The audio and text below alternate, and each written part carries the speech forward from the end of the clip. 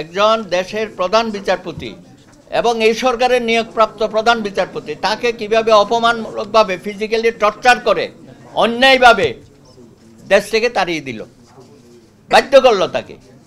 এবং সেখানে কারা সহযোগিতা করেছে? আমাদের জজ সাহেবরা, আপিল বিভাগের জজ সাহেবরা, তারা রাষ্ট্রপতির ওখানে গিয়ে চা খেয়ে একমত হয়েছে যে সিনহাকে রাখা যাবে না, এবং তারা এসে সহযোগিতা করলো। তো তারা সংবিধান ভঙ্গ করে নাই, শপথ ভঙ্গ করে নাই। এই যে তারা শপথ নেয়, তো শপথ তো ভঙ্গ প্রতিনিয়ত তারা করছে, এবং এই ব্যাপারে আরও কঠিনভাবে তারা শপথ ভঙ্গ করে। কোনো ব্যবস্থা তাদের বিরুদ্ধে ব্যবস্থা হয় নাই। আর যে রায় দিল 7 জন জজ মিলিয়ে, তাকে এখানে থাকতে দিল না। এখন সুপ্রিম জুডিশিয়াল কাউন্সিলটা রেস্টোর করে গেল, কিন্তু এই শেখ হাসিনা সরকার কিন্তু সেই রায় অনুযায়ী কিন্তু কার্যক্রম রাখে নাই। এখন সুপ্রিম জুডিশিয়াল কাউন্সিল রাখে নাই। 3 জন বিচারককে তারা গত 5 বছর ধরে কোনো বিচারিক ক্ষমতা দেয় নাই। তাদের বিরুদ্ধে ব্যবস্থা নেবে না, তাদের বিরুদ্ধে কী অভিযোগ সেটা তো দেখতে হবে। সুতরাং সুপ্রিম জুডিশিয়াল কাউন্সিলটাকে অগ্রাহ্য করে রেখেছে, এবং 3 জন বিচারপতিকে কোনো বিচারক কার্যক্রমের মধ্যে না রেখে তারা বেতন ভাতা থেকে শুরু করে সমস্ত সুযোগ সুবিধা নিচ্ছে। মানে এই ধরনের কর্মকাণ্ডগুলো প্রতিনিয়ত আমরা ফেস করছি। যারা অভিভাবক, সংবিধানের অভিভাবক, সেখানে যদি এই ধরনের কর্মকাণ্ড চলে, আপনি সংবিধান করেন আর যাই করেন, সেটা রক্ষা করার যাদের দায়িত্ব তাদেরকে তো আগে ঠিক করতে হবে।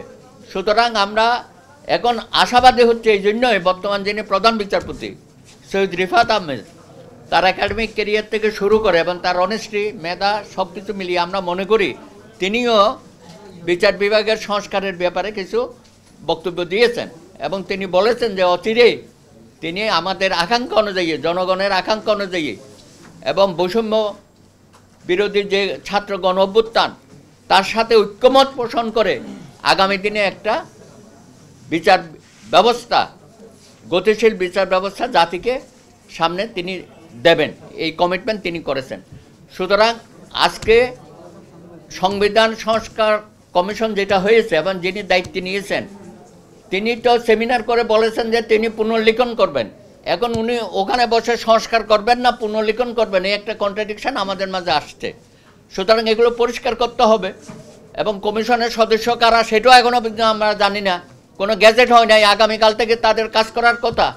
তো এগুলো তো একটা প্রলম্বিত হচ্ছে সমস্ত বিষয়গুলো।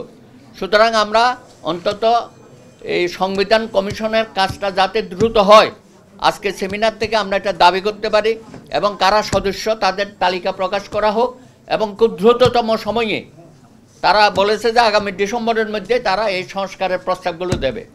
এবং এই সংস্কারগুলো কিন্তু এই সরকারই করবে এমন না, এটা আগামী দিনে যারা রাজনৈতিক সরকার গঠন করবে এটা তাদের দায়িত্ব।